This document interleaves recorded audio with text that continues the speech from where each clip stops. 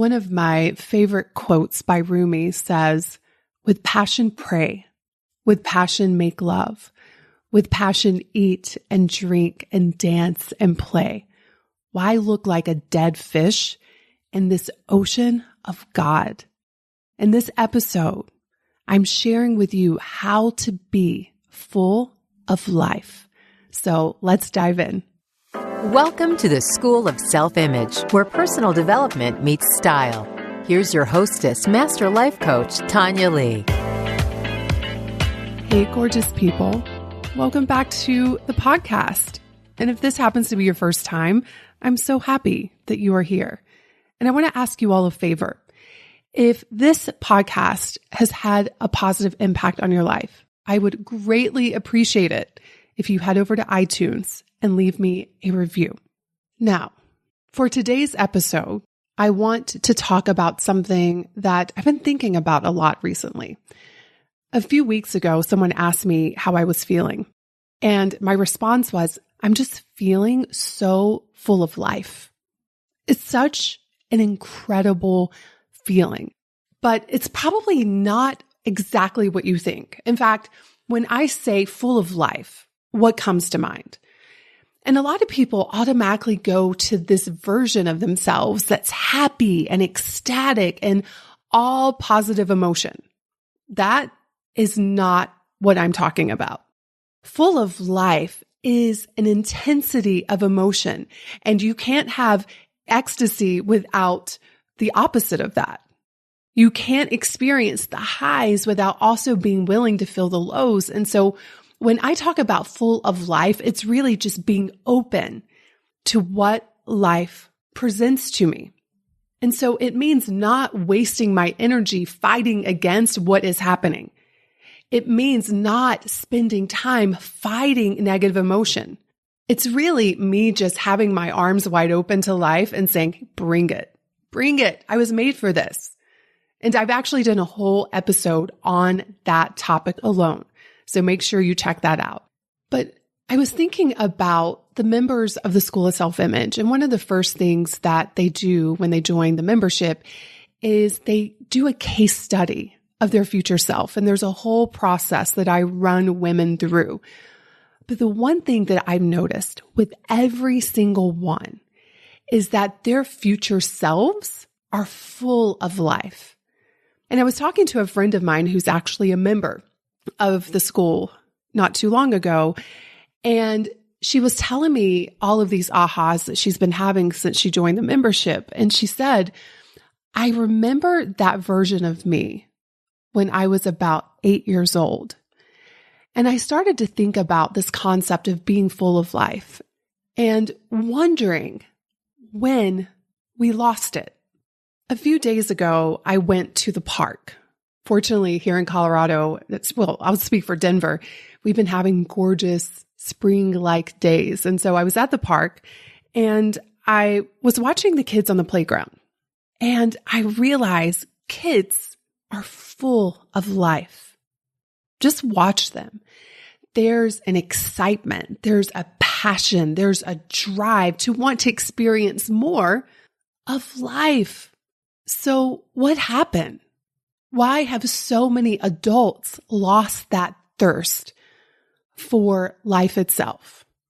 Why is it that so many adults are feeling depressed and defeated and frustrated with the life that they've created for themselves? And listen, you all, I've been there. Most of my 20s and even parts of my early 30s, it was me trying to get that thirst for life back. I wanted to be full of life. And today I can tell you I feel like a kid again. I feel like I'm aging backwards. And I've been able to watch myself and understand why that is. And it really comes down to an attitude. But what happens is a lot of you want the outside world to change first before you develop this attitude. And so you never allow yourself the experience of feeling full of life now, which will attract more things outside of you to feel full of life about. So are you ready to get that aliveness back? Do you feel like you're a wilted flower right now and you just want me to come and put some water on you so that you can begin to bloom again? Because I'm going to share with you what I've noticed within myself over the past decade that has landed me in this place right now where I really feel so alive and so full of life. I just feel an energy that I had lost for a while, but she's back, and she is back, my friends, in a big way. Okay, so thing number one, and I mentioned this earlier, but we're going to talk about it in a little bit more detail. To be full of life, you have to be full of feelings. You cannot experience that aliveness if you are afraid to feel all of what that means. Recently, my daughter's been going through a heartbreak, and I have watched her cry and lay in bed and just be so sad. And of course, as a mom, I want to make it better. But then as a woman who feels so alive right now, I don't, because I know part of being fully alive is feeling heartbreak. It's feeling disappointment. It's feeling frustration. It's feeling anger. You can't experience the ecstasy, the love, the joy, the happiness, all of the things that all of us want to experience unless you're willing to feel the negative side of that. And so I've just been comforting her and supporting her and letting her know no one gets through this journey of life without heartbreak. Unfortunately, it's just part of the curriculum. When we came into the world, it was like, okay, heartbreak, check, got through that one. Might have several on your particular curriculum. I know I have. But you have to be willing to feel. I think back to the years where I felt dead inside. Wasn't a lot of energy moving around. And the one thing that I noticed is that those were the years where I did not want to feel. I didn't want to feel discomfort. I didn't want to feel boredom or sadness or frustration. And so what would I do? My particular antidote to those things was to eat. I would eat my feelings, and that would make me feel more dull and lifeless. For some people, it's working. For some people, it's maybe gambling. There's so many ways that we can try to escape life, but you can't be full of life if you're spending so much time running from it. And so now I just allow myself to feel the discomfort, the fear, the worry, the anxiety, the anger. I allow myself to feel all of it because I know that in order to be fully alive and to be full of life, I have to be willing to experience all that life has for me. So that's the first thing, the willingness to feel all of life's emotions. The second thing is I noticed when I was thinking about being a kid, one of the things that I feel like all kids have are dreams and goals and desires. Now, as a kid, you may not think of it as a goal yet, but there's something that you're looking forward to. Maybe it's looking forward to summer vacation. Maybe it's looking forward to seeing your grandparents at Christmas. Or maybe it's looking forward to graduating from middle school, and then there's high school, and then you're looking forward to college, then a job and having a family. It's like you have all of these goals and these dreams. And then there's a certain point where so many of us get to where we just stop. We're like, okay, I did all of the things that I was told I was supposed to do. So you get married, you get the job, you have the kids, you have your retirement plan going, you have the house, and then you just stop. And the reason why I'm so full of life now is that I don't stop. And I easily could. Like, my life is so good right now. I could stop dreaming, I could stop having goals, and I could be content. But I know that full of life doesn't exist in that place for me. Aliveness is having something to look forward to. It's having a life outside of your current life that you are excited to get out of bed and create. This is why one of the first things that I have members do within the school is they have to create an extraordinary goal for themselves. An extraordinary goal is outside of the lose 5 pounds. That's not really exciting. or organize my bedroom. Okay, that's a great thing to do, but does that make you excited about life? Does that make you think, wow, there is more to life than where I currently am? And I'm excited to go out there and create that for myself. To be full of life means to be full of dreams and goals, no matter how old you are. I was watching this video about this woman on YouTube. She's 71 years old and she still dances every day. She looks phenomenal and she's going out. She's got a very vibrant social life. And she said, I want to be an example that you don't have to just, roll up and die when you get a certain age, that you can keep going, that you can continue to be full of life into your 70s, 80s, and 90s. This is why I intend to always have an extraordinary goal that I am going after. I want to have those goals to give me something to look forward to give me a focus so my mind just can't wander unsupervised because I haven't given it something to look at and to give its attention to. And on top of that, knowing that each of those goals are going to introduce me to the next version of myself. I think it's so exciting. So do you have dreams and goals? And if you're feeling dead inside, if you're feeling like you are not full of life, then I'm going to highly recommend that you create one for yourself and make it extraordinary. Another one of the ways that I cultivate this fullness of life, this aliveness, is to move. We're going to talk about exercise. I know some of y'all are very opposed. You don't like it. You have a lot of thoughts about it that don't serve you. You have many excuses that seem valid, and you resent that you feel like you have to do it. And all of that needs to stop. You need to make a commitment to move your body and move it often. And let me tell you why. If you look into nature, things that are alive move. Guess what doesn't move? Dead things. If you're feeling dead, if you're feeling heavy, if you're feeling just this burden on yourself, that is a call to get up and move your body. One of the reasons why I'm feeling so alive these days is that I'm moving more. I'm exercising almost every single day. I'm getting up and I'm stretching instead of just sitting at my desk all day working. I'm going to the gym. I'm going to the park. I am moving, and my brain is trying to convince me that it's a terrible idea.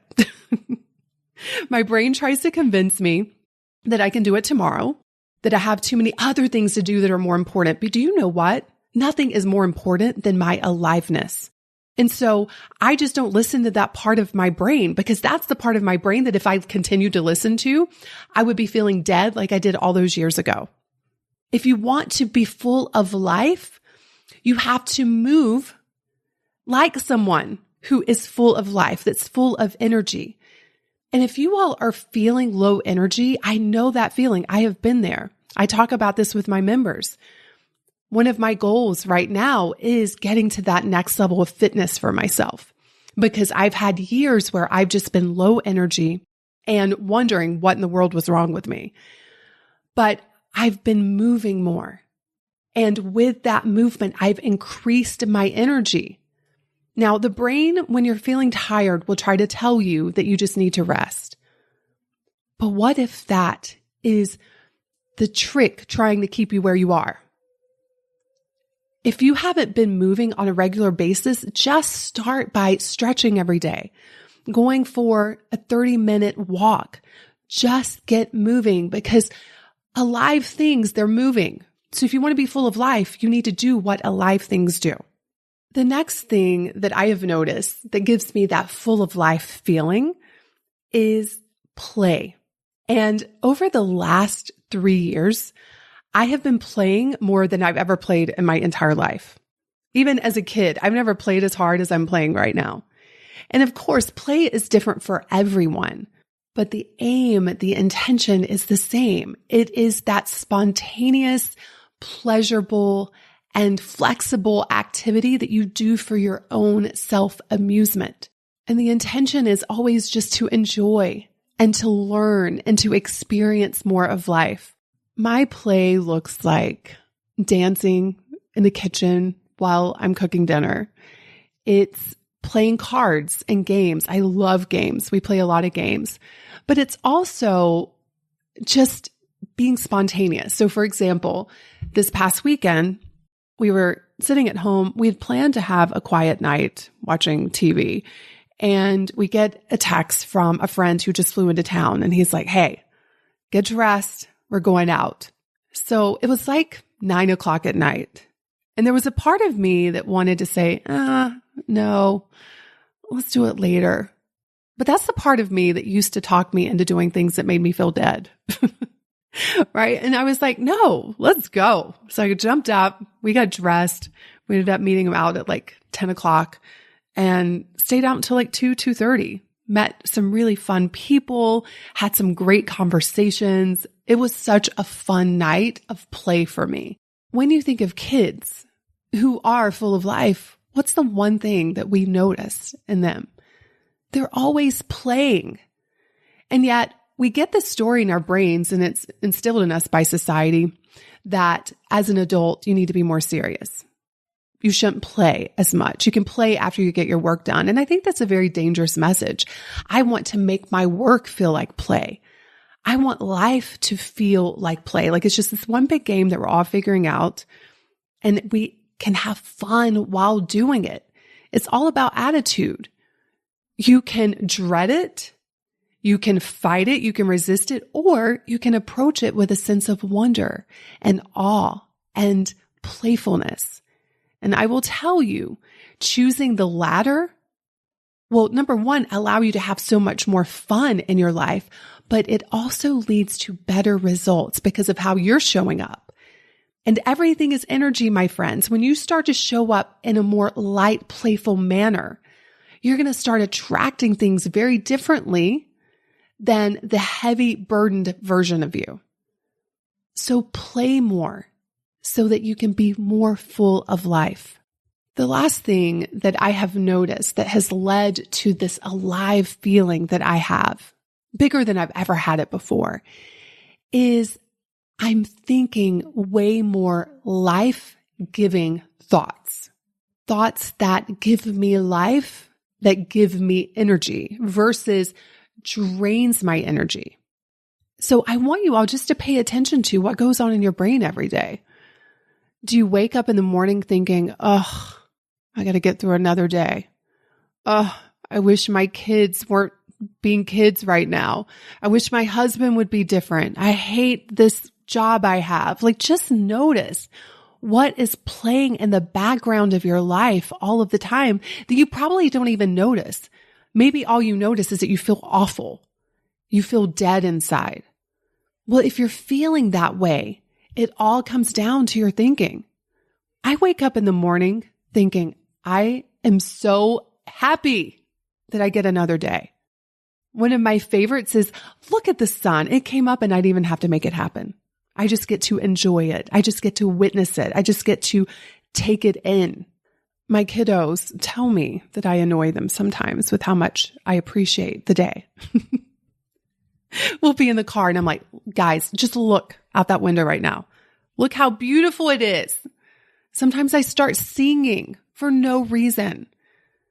I talk about life in such a way that it wants to hang out with me more.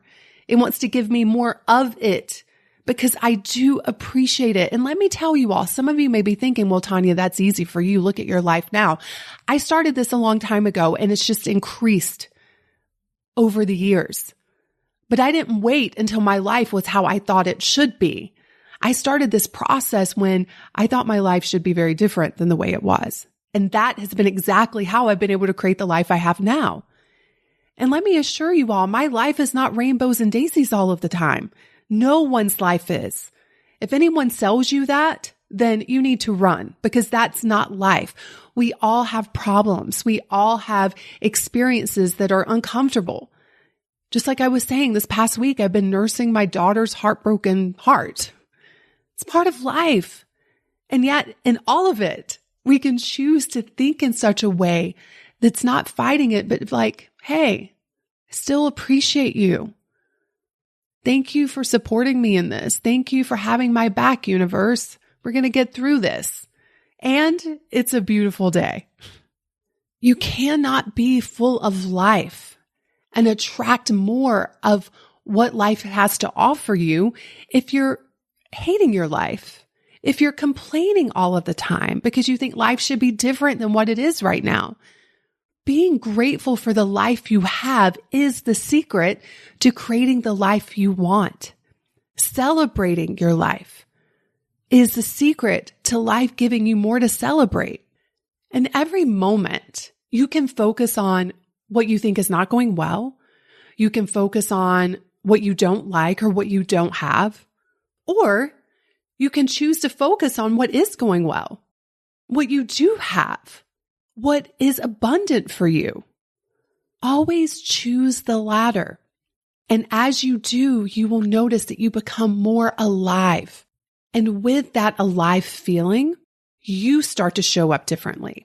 And then the world just rearranges itself to mirror that aliveness back to you. Have a gorgeous week, my friends, and I cannot wait to see you in next week's episode. Cheers. Hey, have you grabbed your free copy of the School of Self-Image Manifesto? If not, what in the world? Head over to schoolofselfimage.com/manifesto and get a copy that teaches you how to think and show up in the areas of mindset, style, and surroundings so that you can transform your self-image.